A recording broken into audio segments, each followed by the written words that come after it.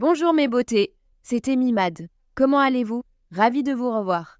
Aujourd'hui, je vais tester une recette qui a le nombre d'ingrédients le plus minimal, seulement 2 ingrédients, et elle prétend être la meilleure de toute l'histoire de l'humanité.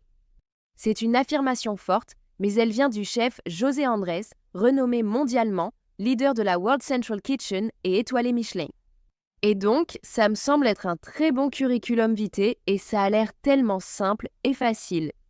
C'est quelque chose que mes enfants pourraient me faire, que vos enfants pourraient faire parce que ça utilise le micro-ondes. Ça me rappelle quand mon père préparait des œufs brouillés pour mon petit frère au petit déjeuner. On avait ce petit bol en plastique rouge dans lequel il battait un œuf, le mettait au micro-ondes et le donnait à mon frère pour le petit déjeuner. Mais celle-ci est un peu différente parce qu'on va utiliser un ingrédient secret.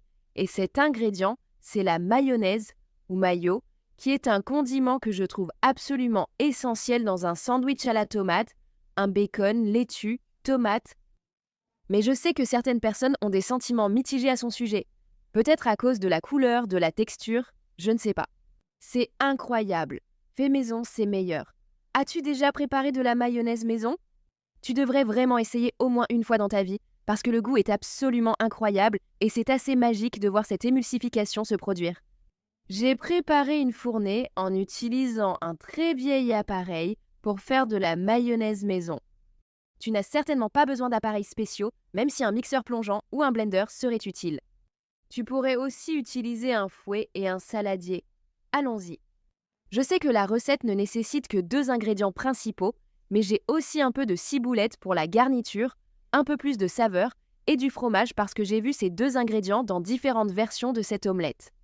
Donc ces ingrédients sont facultatifs. J'ai 2 mayonnaises dans mon réfrigérateur, Best Foods et Kewpie, alors j'ai pensé les tester toutes les deux. Ai-je un ramequin? Oui, j'en ai un, comme c'est charmant. Qui n'est pas propre? Nous voulons un ramequin propre, j'ai des bonbons. D'accord. Donc dans la vidéo, j'ai vu le chef Andrés préparer cette recette. Il a utilisé un verre doseur. C'est tellement simple. Quelques beaux œufs, ceux-ci viennent de mes poules. Et je dirais que c'est un œuf extra large, voire plus. Énorme. Je le casse dans mon verre doseur. Nous allons ensuite utiliser de la mayonnaise Hellmann's, appelée Best Food sur la côte ouest des États-Unis. Excellente mayonnaise. La chef en utilise une grosse cuillerée, vraiment généreuse. Je dirais que c'est une bonne cuillère à soupe. Dans sa vidéo, je ne l'ai même pas vu mettre de sel ou de poivre. Il faut vraiment que ce soit bien émulsionné et crémeux. Donc j'utilise un fouet. Tu vois comme c'est un peu grumeleux? On ne veut pas ça. On veut que ce soit vraiment émulsionné. Les principaux ingrédients de la mayonnaise sont l'huile, les œufs, du vinaigre, du sel et du poivre. C'est assez intéressant qu'on ajoute encore plus d'œufs à l'œuf et à l'huile, mais ça va créer une émulsion magnifique. Regardez, observez ceci. Puisqu'on le cuisine dans ce récipient, je vais prendre l'initiative de racler les parois. Pour les temps de cuisson, j'ai vu des durées de 30 secondes à 1 minute. Le chef Andrés dit 1 minute, mais quand il a sorti son œuf du micro-ondes, il était encore un peu coulant au milieu. Maintenant, si vous aimez vos œufs un peu coulants ou cuits plus doucement, alors je pencherai plutôt pour 30 secondes. Si vous les aimez un peu plus fermes, totalement cuits, pas mou au milieu, faites 60 secondes, vous voyez ce que je veux dire? Donc, au micro-ondes, 30 secondes, c'est très rapide. Après 30 secondes, c'est encore un peu coulant. Donc, continuez. 45 à 50 secondes, un peu de tremblotement, mais pas trop. D'accord. Regarde ça. C'est magnifique. Regarde comme c'est duveteux et haut. Bam, regarde ça. C'est tellement joli. J'aime mes œufs un peu plus moelleux comme ça. Magnifique. D'accord. Voyons voir quel goût ça a. Voici l'intérieur, c'est moelleux. Ce n'est pas coulant. Tendre. Très bien, goûtons-y. Itadakimos.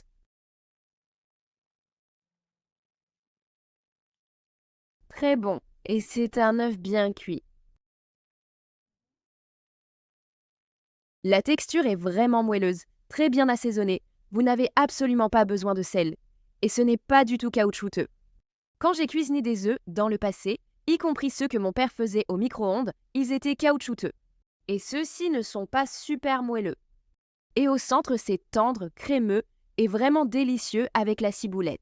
Ça apporte un peu plus de complexité, un peu de fraîcheur. Maintenant, ajoutons un peu de poivre. Et je vais aussi ajouter un peu de parmesan pour que l'omelette soit un peu plus gourmande. Observez la texture si moelleuse et tremblante. Oh, j'adore avec le poivre. Pour ceux qui craignent le goût de la mayonnaise, ça n'en a vraiment pas le goût. Ça a un goût riche. Mais l'ajout de poivre et de fromage, juste un peu, ça en fait vraiment une omelette à mes yeux. Maintenant, si tu aimes les œufs vraiment moelleux, aériens et tendres, alors je pense que tu vas aimer cette recette. La meilleure omelette de toute l'humanité? Peut-être.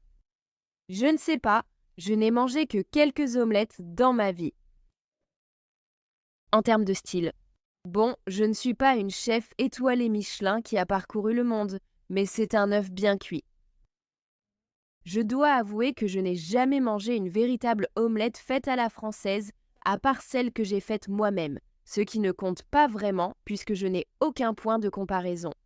Mais j'ai presque tout mangé, donc tu sais, c'est bon. Maintenant, essayons d'en faire une avec de la mayonnaise Kewpie. J'ai aussi vu une méthode où l'on mélange tout dans un bol avant de cuire dans un ramequin, ces plats en céramique hausse souvent utilisés pour les soufflets.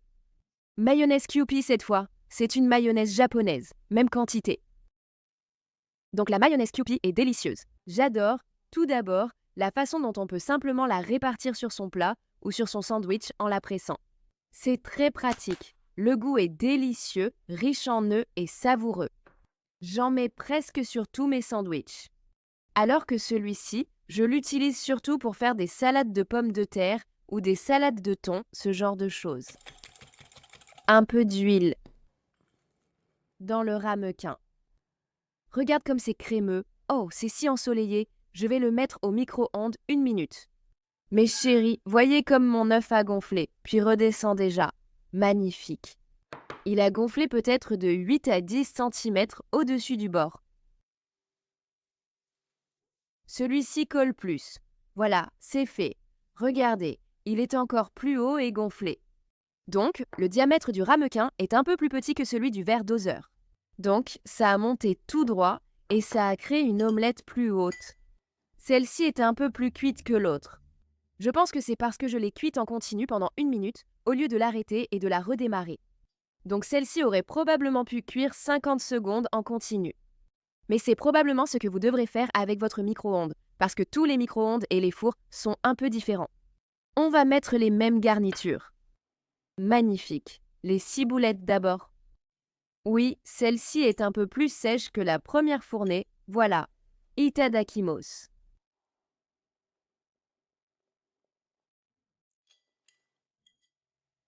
C'est toujours un œuf très savoureux. Encore une fois, il n'a pas besoin de sale. La mayonnaise est déjà bien salée. Je préfère quand c'est un peu plus tendre. Celui-ci est un peu trop cuit pour moi. C'est complètement brouillé, mais ça n'a pas la texture des œufs brouillés. C'est encore très très moelleux et aéré. D'accord. C'est l'une des omelettes les plus moelleuses que j'ai jamais mangées, c'est sûr. Des deux mayonnaises, je trouve que la Mayo Kewpie est moins salée que la Hellmann's. Mais comme je n'ai pas mesuré exactement de la même façon, je ne suis pas sûre que ce soit vraiment le cas. Mais c'est délicieux. Essayons avec le poivre et le fromage.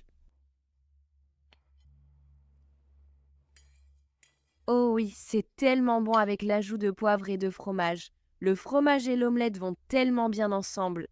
Ça ajoute une autre couche de salinité, une sorte de richesse lactée et aussi une texture un peu différente. Selon mes propres préférences gustatives, je préfère clairement celle qui a été cuite moins longtemps. Voilà mes chéris, vous l'avez. C'est confirmé, c'est délicieux et ça sent très bon.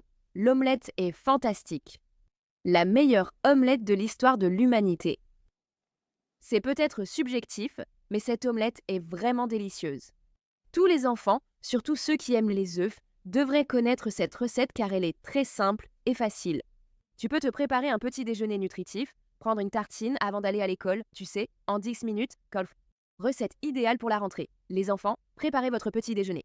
Si tu n'aimes pas les œufs, peut-être qu'un jour tu changeras d'avis parce qu'ils sont vraiment géniaux et utiles.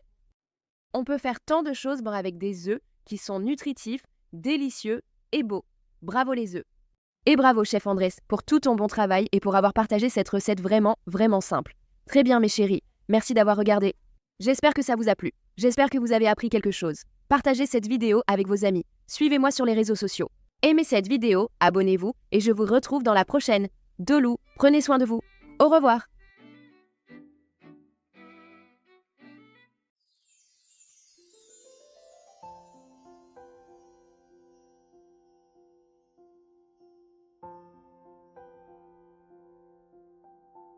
J'ai besoin d'une tranche de pain grillé maintenant que mon œuf est presque fini.